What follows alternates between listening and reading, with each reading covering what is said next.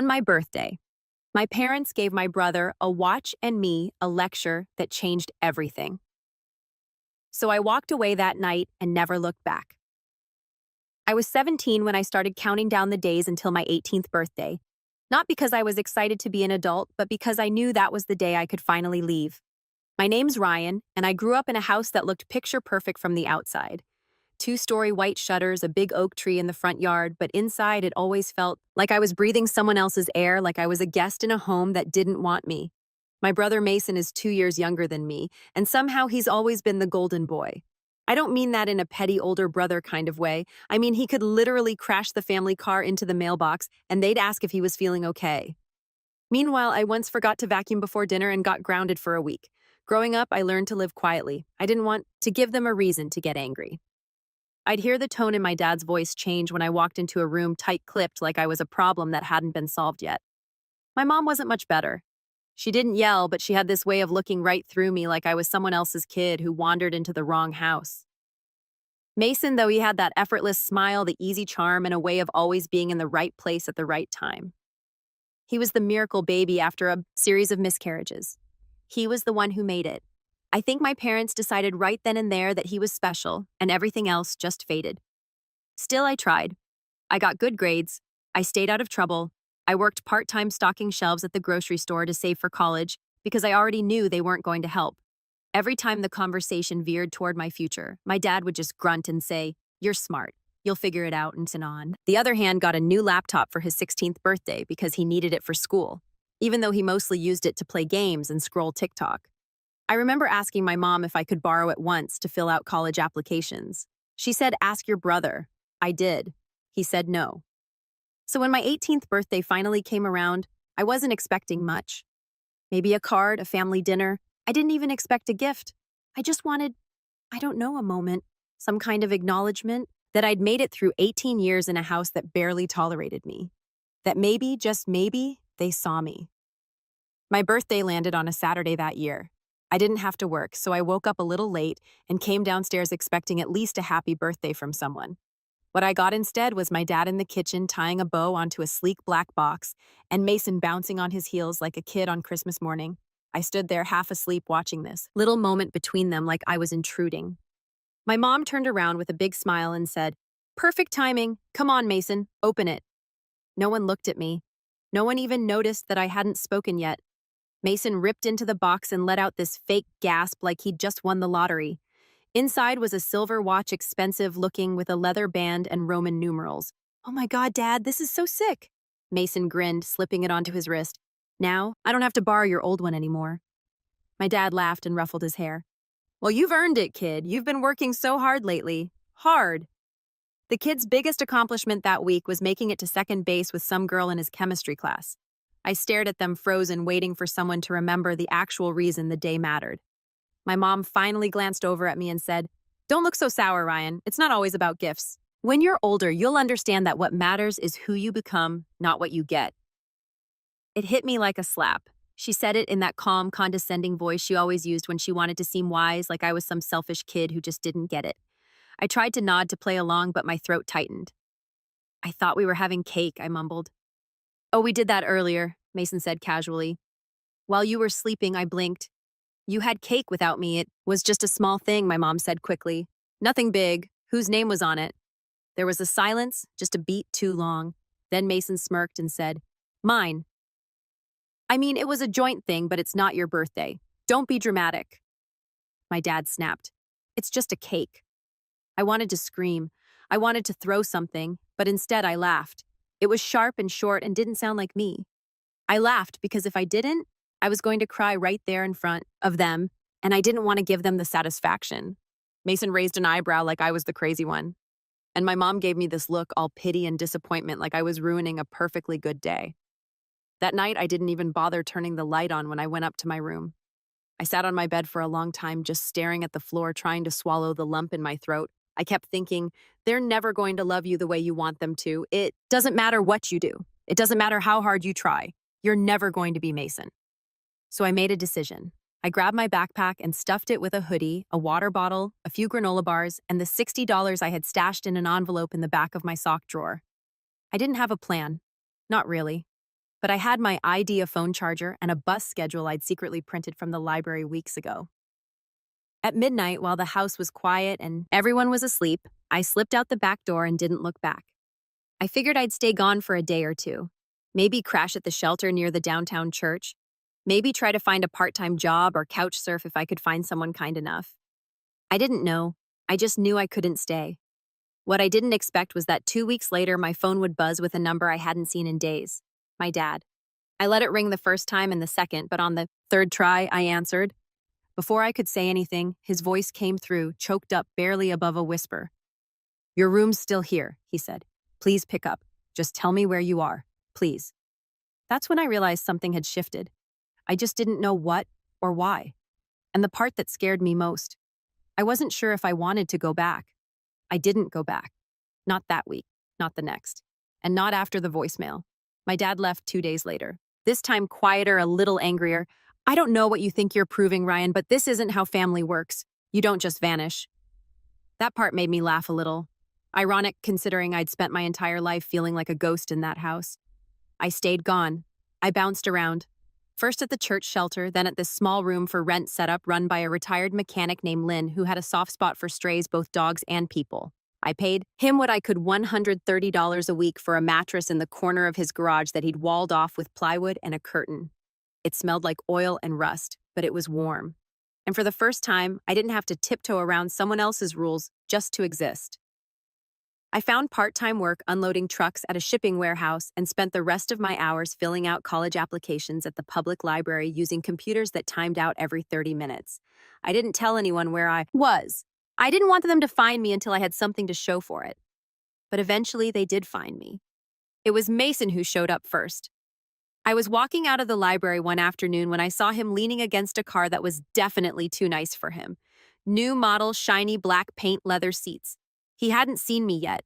He was staring at his phone like he was bored. I froze. My instinct was to turn and bolt in the other direction, but curiosity pinned me in place. He spotted me a second later and smirked like I was late to something I didn't know I'd been invited to. "There you are," he said, slipping his phone into his jacket. "You look like crap, bro." "Thanks," I said flatly. "Seriously though, Mom's freaking out. Dad's being weird. You made your point. Okay, come home. I'm not coming home." He rolled his eyes. "Come on, man. You had your little tantrum. Now everyone's waiting for you to crawl back so things can go back to normal." That word normal hit me like a brick. "You mean where my birthday cake had your name on it?" I asked. "That kind of normal?" He shrugged like I just brought up the weather. "It was just a mix-up. You always take things so seriously. They didn't mean anything by it." "You're right. I said they never mean anything by it. That's the problem." His smile dropped. "Look, I don't know what kind of soba story you're telling yourself, but you're not the only one. With problems, okay? You don't see me running away." "No," I said, "you just see the world bending to make sure you don't have to." That got to him. His jaw tightened. "Whatever. Just know that when you finally come back, don't expect a parade. They've been bending over backward trying to reach you." I nodded slowly. "Yeah." "Did they tell you what they said the night I left?" He didn't answer. I didn't expect him to. "Tell them I'm doing fine," I said, turning away. "And if they're really so worried, they can stop calling my number and start thinking about why I stopped picking up." A week passed, then 2 I started hearing less from them. No more voicemails, no more texts. I figured they'd given up, moved on, probably reallocated my bedroom to a storage space or a mini home gym or whatever project they could come up with to fill the silence. I thought that was the end of it until I got an email, not from my parents, from my high school counselor, Mrs. Darrow. It was short and awkward, like she didn't know whether to be concerned or polite. She said she hoped I was safe and okay, but she wanted to let me know that my transcripts had been requested and withdrawn. According to the system, my parents had contacted the school and said I would not be attending college and to cancel any further application correspondence. I sat there in the library staring at the screen, not breathing. I read it again, then a third time. They tried to erase me. I called the school immediately, heart pounding, and thankfully Mrs. Devo picked up. I explained everything. She confirmed it with an apology in her voice, but it was clear she hadn't known the full story. I spent the next 2 days untangling the mess, making sure my applications weren't affected. A few deadlines had already passed. I missed a scholarship opportunity that I had a real shot at. That night, I didn't sleep. I kept turning the email over in my head, wondering what kind of people go out of their way to block their own child's future. It wasn't even about control anymore. It was sabotage. I didn't want revenge. Not yet. What I wanted was to disappear so thoroughly from their narrative that one day they'd have to explain to someone why their firstborn son never came home. But fate had other ideas, because a month later, I got a letter in this mail, a real letter paper envelope, no return address, just my name scrolled in my dad's handwriting. Inside, there was no apology. There was a list, a literal bullet-pointed list of things you need to do before we can talk about you coming home. It included gems like, stop blaming others for your unhappiness, apologize for walking out and ghosting your family, recognize the sacrifices we made for you, understand that we do what we do out of love, read it in silence. Then I laughed because what else could I do? It wasn't a letter, it was a contract, a way to make me the problem again, a way to pull me back into the loop of guilt, obligation, and performance. I crumpled it, tossed it into the trash, and told myself for the 100th time that I was done. But then came the moment that changed everything. It happened in early spring. I'd started working more hours at the warehouse trying to save for community college. When Lynn came into the garage one evening holding a thick envelope, he said someone had come by earlier, asked if Ryan lived here, and handed it off without saying a word. I opened it slowly. Inside was a formal letter, legal from a lawyer's office. It said I was being removed as a dependent from my parents' tax records retroactively, that I was no longer considered part of their household, that I had until the end of the month to collect any remaining personal belongings from their property before it would be disposed of at the homeowner's discretion. There was a note attached, a sticky note. All it said was, "This is what consequences look like. Signed, Mom." That was the moment the switch. I felt something inside me harden, settle. It wasn't anger. It wasn't even sadness. It was clarity. They weren't just trying to hurt me. They were trying to erase me. And if they wanted to play that game, they had no idea who I was about to become. For 2 days after I got the letter, I didn't speak. Lynn noticed. He didn't press me, just slid an extra sandwich across the workbench during lunch and said, "Whatever it is, kid, it won't last forever. Not if you don't let it." I nodded, but I didn't believe him. Rock bottom doesn't always look like some dramatic fall. Sometimes it's just quiet, a dull ache that settles in your chest and never leaves. It's walking home after a double shift, fingers sore, boots soaked, and realizing you don't have a home, just a garage with no insulation and a curtain for privacy. It's sitting in that cold room at 3 a.m. with your hoodie pulled over your face, knowing your family has written you off like a bad investment. They weren't just done with me, they were punishing me for leaving. I didn't even have much to go back for. A few clothes, a shelf of books I'd collected over the years. My guitar, if it hadn't already, been sold or tossed. But even still, I felt hollow knowing my name, my space, my existence in that house was being scrubbed clean like I was some stain on their perfect family portrait. And the worst part, I almost let it break me. That week, I skipped 2 shifts. I didn't answer Len when he knocked. I didn't check my email, didn't eat much, didn't sleep. I just lay there listening to the wind push against the garage door, wondering what I was even doing anymore. But then something stupid saved me. A book. Well, not just any book. My book. When I thought I'd lost in the move, it was buried in the bottom of my backpack, a worn-out, dog-eared copy of Into the Wild by John Krakauer. I'd read it 3 times already, but that night I flipped it open and landed on a sentence I'd underlined years ago in red ink. Happiness is only real when shared. It should have made me feel worse. Instead, it made me sit up because I realized I'd been trying to share my life with people who never wanted it. I kept handing over pieces of myself, hoping someone would say, "We see you. You matter." But they never would. That wasn't the family I was born into, and I couldn't change them. I could only change me. The next morning, I went back to work. I apologized to my supervisor for missing shifts and offered to take the graveyard slot for the next 2 weeks to make up for it. He didn't ask questions, just grunted and handed me a badge for the overnight crew. The work was harder, heavier boxes, colder nights, but I didn't care. I needed it. That was the beginning of my rebuild. Quiet, simple mine. Over the next few months, I fell into a rhythm. Wake up, work, read, sleep, repeat. I started putting aside every extra dollar. I downloaded budgeting apps, cut out anything unnecessary, even stopped using data on my phone to save on the bill. Len noticed and started slipping me extra chores to earn credit toward rent. Sometimes he'd toss me a 20 and save for groceries, pretending like I hadn't just scrubbed his entire truck engine clean. I applied to community college again, this time without my parents' help, and paid the application fee myself. I wrote an essay that was so brutally honest I cried after hitting submit. I didn't sugarcoat anything. I talked about growing up invisible, about the way silence can scream louder than words, about rebuilding yourself from scratch when no one hands you the tools. And then slowly things started shifting. One night while mopping the warehouse floor, I overheard two of the logistics guys complaining about a shipping software glitch. I'd picked up a little coding knowledge from an online course I'd been dabbling in. Nothing serious, just a free class on Python, but I offered a solution anyway. They shrugged it off at first, but 2 days later, one of them pulled me aside and said, "Hey, that thing you mentioned, it worked." Next thing I knew, I was unofficially the guy people came to when the systems froze or the printers went haywire. I didn't get a raise or a title, but people started learning my name, started thanking me, started seeing me. It was a weird feeling. The kind of weird that makes you sit with it for a while and whisper, maybe I'm not just background noise. My first big win came in early summer. I got an email from the community college, accepted with a scholarship too. Not a full ride, but enough to cover tuition if I kept working part-time. I remember staring at the screen, rereading the word congratulations over and over like it might vanish if I blinked too hard. Lynn let me use his kitchen that night to bake a box cake. It came out lopsided and slightly burned, but I didn't care. I wrote my own name on it in blue, frosting. Ryan, just that Ryan. No shared celebration, no forgotten candle, no lecture, just me. A beat-up garage and the first piece of joy I'd built with my own 2 hands. I didn't call my parents. I didn't tell them. But I knew they'd find out eventually, because people talk especially in our town.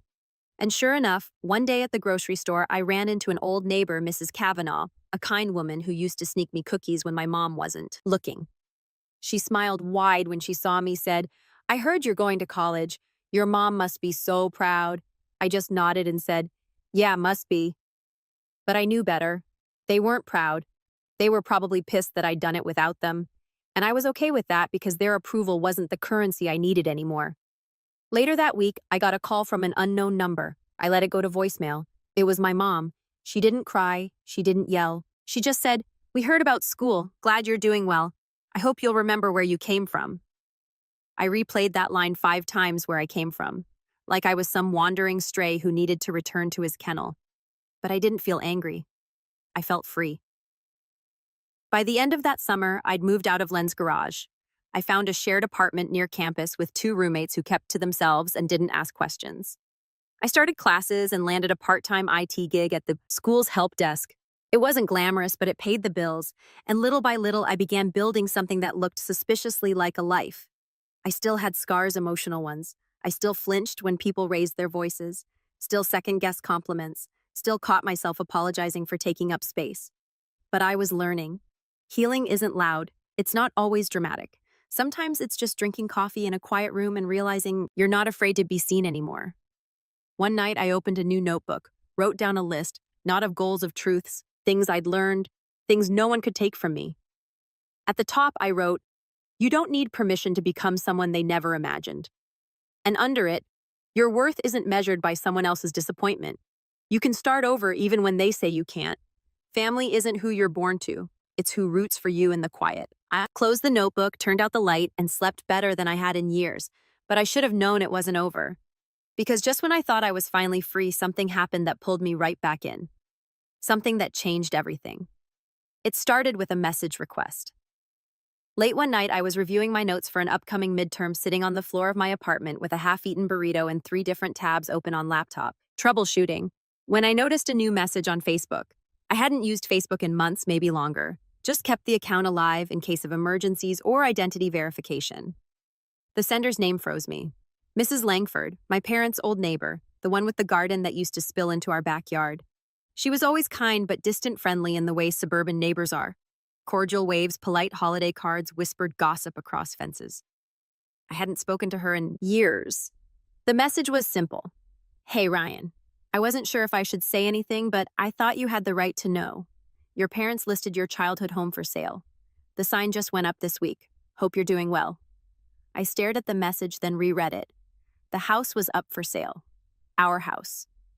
For a second, I didn't feel anything, just blankness. Then something flickered. Not quite sadness, not anger either. Something else, something sharper, colder. I'd always assumed they'd sell eventually, that once Mason graduated or moved out, they'd downsize or relocate to some gated community where the HOA newsletter came with a warning label. But the fact that it was now, after everything, after cutting me off, after pretending I never existed, something about the timing didn't sit right. So I did what any reasonably curious person would do. I opened Zillow. It didn't take long to find the listing. There it was, a bright, overexposed photo of our front porch. the white shutters cleaned up the old oak tree, still casting a crooked shadow across the lawn. The description was flowery and fake. Charming family home with rich character, lovingly maintained for over 2 decades. For bedrooms, custom finishes, quiet neighborhood. I scrolled through the photos. Living room, kitchen, master bedroom, then bedroom 1. I clicked. My breath caught. They'd turned my room into a guest suite. Neutral walls, beige bedding, generic art prints on the walls. Every trace of me was gone. No posters, no desk, no shelves. No hint that someone had spent 18 years growing up in that space. Like I was never there. They didn't just push me out, they erased me. That was the moment the idea began to take shape. Not revenge? Not yet. At first, it was just curiosity. I wanted to see the house just once. One last time before it belonged to someone else. So that weekend, I borrowed a collared shirt from my roommate, printed a fake pre-approval letter using a free online template, and booked a tour through the real estate site using a burner Gmail. Buyer name, Ryan L. Email lamepurchases@gmail.com. I didn't know what I was expecting when I pulled up to the curb in a borrowed car. Maybe to feel a rush of emotion, nostalgia, bitterness, but mostly I just felt numb. The porch creaked the same way it used to. The front door still had the scratch near the bottom where I'd once tried to sneak in a stray cat. And the real estate agent, a perky woman named Sasha with 2 white teeth, had no idea she was walking through a landmine. So the sellers are really motivated, she chirped, looking for a quick close. They've already moved most of their personal stuff out, looking to downsize now that their youngest is off to college. I nodded politely, letting her guide me from room to room. I barely listened. My focus was on the walls, the spaces, the energy, and the gaping absence of me. When we got to the backyard, I paused. The fence was newer. Mason must have helped build it, or at least posed for a photo while someone else did. The treehouse I'd built with my uncle back when I was 12 and still had hope was gone, torn down. Nothing left but a patch of disturbed dirt and a few rusty nails sticking out of a log. "I'll give you a minute," Sasha said, sensing something in my silence. I nodded and walked toward the back fence, keeping my hands in my pockets to stop them from shaking. That night, I sat in my car long after the engine cooled, and I knew it wasn't just curiosity anymore. It was war. They wanted to pretend I never existed. Fine. Then I'd make sure the world knew exactly who I was and that they were the ones who lost me. I didn't want to burn the house down. That would have been too easy, too fast. I wanted something slower, smarter, permanent. So I started planning. First step, research. I spent the next week digging into property records, who actually owned the house, what their finances looked like. Thanks to a few publicly available databases, I found out something interesting. The mortgage wasn't paid off and they were behind. Not much, just a few months, but enough to raise questions about why they were really selling. I filed that away. Next step, get help. I called someone I hadn't spoken to in a while. Milo, an old classmate from high school who used to run a tech club and now worked freelance in cybersecurity. We weren't close, but I knew 2 things about him.